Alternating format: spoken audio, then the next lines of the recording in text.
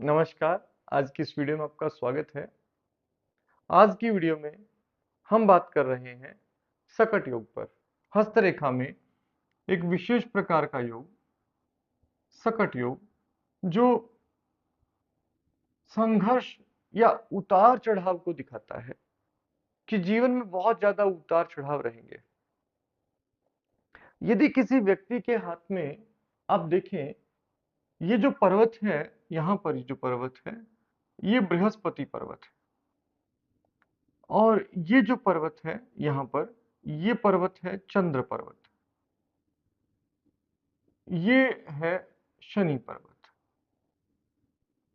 अगर आपको किसी व्यक्ति के हाथ में क्या दिखाई दे कि गुरु पर्वत यानी कि बृहस्पति और शनि पर्वत, ये दोनों ही दबे हुए हैं और चंद्र पर्वत भी दबा हुआ है, ये तीनों पर्वत काफी गहराई में है, काफी दबे हुए हैं। अब ये स्थिति में आप क्या देखेंगे कि ये दोनों पर्वत खासतौर पर दबे हुए हैं, इनकी प्लेसमेंट ठीक नहीं है, इनकी ठीक ठीक बीच में केंद्र में ये स्थित नहीं है, टेढ़े मेढ़े हैं, किसी दिशा में है, विकृति इन पर ज्यादा है और दबे हुए भी हैं। और चंद्रमा भी बहुत अशुभ स्थिति में है, दबा हुआ है, गड्ढा बन रहा है। अब इस स्थिति में हम ये कहेंगे, खासतौर पर बृहस्पति और चंद्रमा यदि दोनों दबे हुए हैं और अब शनि भी अशुभ स्थिति में है और भाग्य रेखा यदि आप देखें कि टुकड़ों में टूटी फूटी भाग्य रेखा है हाथ में, वो बिल्कुल टुकड़ों में है, यह तो बिल्कुल ही लहरदार भाग्य रेखा है, टेढ़ी मेढ़ी सी भाग्य रेखा है, स्थिर भाग्य रेखा नहीं है, सीधी और स्पष्ट नहीं है, ज्यादातर टूटी फूटी है।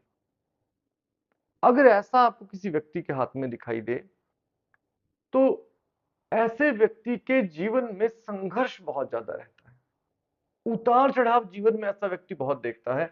ज्यादा बहुत ज्यादा पुरुषार्थ के बाद भी थोड़ा फल मिलता है, बहुत अधिक पुरुषार्थ करने पर थोड़ी सफलता मिलती है। तो इस दृष्टि में हम ये कह सकते हैं कि ये जो है ये अशुभ स्थिति है। अगर आपका बृहस्पति भी और चंद्रमा भी दोनों दबे हैं और भाग्य रेखा, तब हम इसे कहते हैं कि ये सकट योग है। सकट योग अर्थात एक ऐसा योग जिसमें उतार चढ़ाव ज्यादा होते हैं। सरल सी भाषा में आप इसे संकट योग भी कह सकते हैं, क्योंकि जब भी होता है कुछ ना कुछ संकट हमेशा बना रहता है।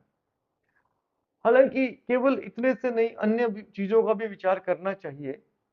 जैसे कि अगर इसी व्यक्ति के हाथ में अगर हम देखेंगे कि राहु रेखाएं भी बहुत ज्यादा हों, इस तरह से यहाँ हाथ में बहुत सारी राहु रेखाएं भी हों ऐसे, और वो बहुत ज्यादा हों, राहु का क्षेत्र पूरा राहु रेखाओं से भरा हुआ हो, तो और ज्यादा समस्याएं। अच्छा, अगर ये राहु रेखा इतनी प्रबल है कि भाग्य रेखा को काट रही है और भाग्य रेखा को रोक रही है, तो अब आप देखेंगे कि संघर्ष और भी ज्यादा होगा। तो हाथ में अगर ऐसी स्थिति किसी व्यक्ति के दिखाई दे कि चंद्र पर्वत बहुत दबा हुआ है, बृहस्पति बहुत दबा हुआ है, भाग्य रेखा टूटी हुई है, यह लहरदार है और बहुत सीढ़ी नुमा सी बनी हुई है, और फिर उसमें राहु रेखाएं भी बहुत ज्यादा हों, तो ऐसे व्यक्ति के जीवन में बहुत गहरा संघर्ष होता है। ऐसा व्यक्ति हमेशा किसी न किसी बात को लेकर संघर्ष करता रहता है। आर्थिक रूप से ऐसे व्यक्ति को स्थिरता बहुत आसानी से नहीं मिलती। और अगर शनि भी अशुभ स्थिति में है तो और ज्यादा आर्थिक विकटता आती है और ज्यादा आर्थिक परेशानियां जीवन में रहती है। ये सकट योग है। ऐसा होने पर बृहस्पति चंद्रमा के संबंध के उपाय करना आचार्यों ने श्रेयकर बताया है।